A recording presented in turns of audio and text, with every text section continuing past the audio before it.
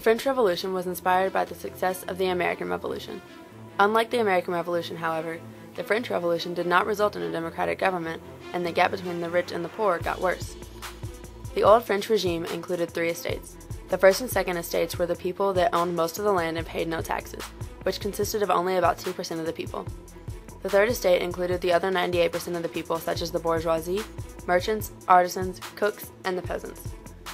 The people in the third estate paid most of the taxes. The peasants were the largest group of people, and half of their income was used to pay the taxes. Each estate had 1 vote, but the first and second estates usually had the same vote, so the third estate was always outvoted 2-1. Since France was the center of the Enlightenment, the ideas of liberty, equality, and democracy made the majority of the people want change. Financial problems such as taxes, expanding populations, and cost of living added to the need for change. King Louis XIV was borrowing money to help pay for the American Revolution, and eventually the bank refused to give Louis any more money. His wife, Marie Antoinette, didn't help either because she had a little shopping problem. To get more money, King Louis turned to the Estates General to get approval for his tax reform. The Third Estate wanted a change in government.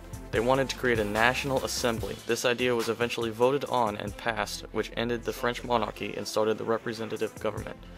The king did what the people said and passed the National Assembly. He also got some guards for protection.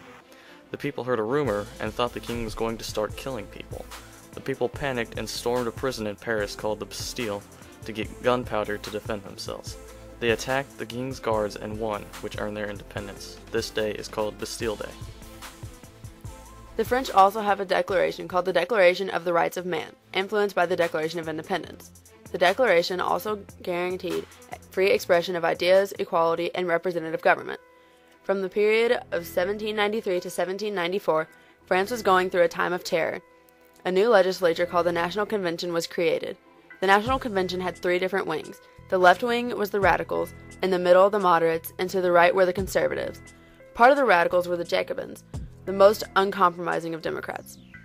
A young lawyer named Maximilien Robespierre was influenced by Rousseau's ideas and came to dominate the Jacobins and eventually became dictator of France. Under Robespierre, the Jacobins first killed anyone who had different political views than them. Later, the Jacobins murdered anyone that had presented them with any opposition. This time period of mass murder was called the Reign of Terror. The Haitian Revolution wouldn't have happened if the French were not distracted by their own revolution. Saint-Domingue, or Haiti, was a French colony that produced cotton, sugar, and coffee. The island of Haiti was mostly populated by African slaves, but also contained groups of the plutocracy and the gens de couleur. Similar to France, Haiti was also socially divided. When the plutocracy and the gens de couleur were fighting, the slaves saw this as an opportunity to revolt, since the National Convention in Paris had abolished slavery in French possessions. This revolution was much bloodier than the American Revolution because these slaves were fighting for their personal freedoms. The slaves succeed in rebelling, and now America and Haiti were the first 2 independent nations in the Western Hemisphere.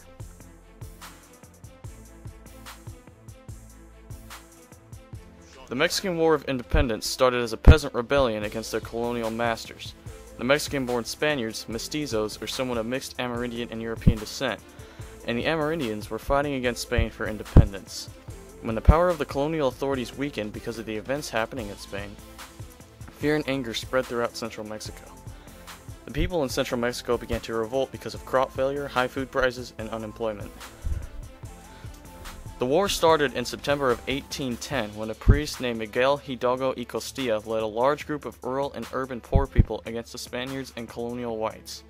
Soon Spanish authorities recognized Hidalgo as a threat, and Hidalgo was executed in 1811.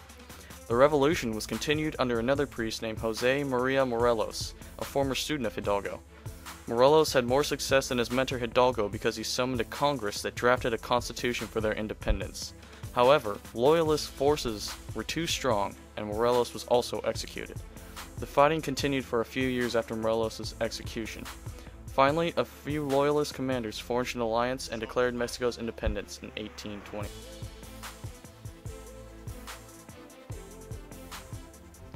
The Revolution of China came about due to the corruption of the Qing government. Conflicts first broke out over opium, which led to 2 rebellions, and eventually the revolution. The 2 rebellions were Taiping and the Boxer Rebellion. The Taiping Rebellion was an attempt to make social reforms and replace Confucianism, Buddhism, and Chinese folk religion with a form of Christianity. To defeat the rebellion, the Qing government had to get help from the French and British forces. About 50 million people were killed in the Taiping Rebellion, making it one of the deadliest military conflicts in history.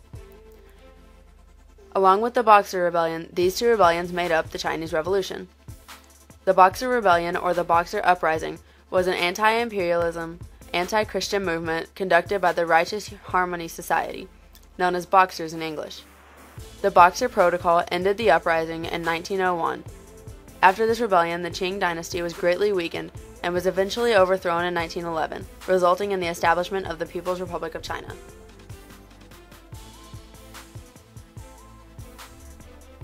Brazil's independence movement was different from other Latin American countries because Brazil became a constitutional monarchy instead of becoming a constitutional republic. When the king went back to Europe, he left his eldest son Pedro in Brazil to rule as the king, eventually becoming emperor. Pretty much everyone in Brazil liked Pedro and had no severe issues with his ruling. Later on, Pedro's father died and he inherited the crown of Portugal as well. The push for independence in Latin America started with high taxes and imperial monopolies, just like in the Western Hemisphere. The American and French declarations, the Declaration of Independence and the Declaration of the Rights of Men, both influenced ideas for independence. The infamous leader of the Venezuelan independence movement was a man named Simón Bolívar. Venezuela's independence movement consisted of a revolutionary junta that was composed of Creoles, people of European descent born in Latin America. These Creoles were wealthy landowners who simply wanted to replace the powerful Spanish leaders with themselves, as well as expel the influence of the church. They also did not want to extend rights to the black or mixed race majority, and therefore met a lot of resistance.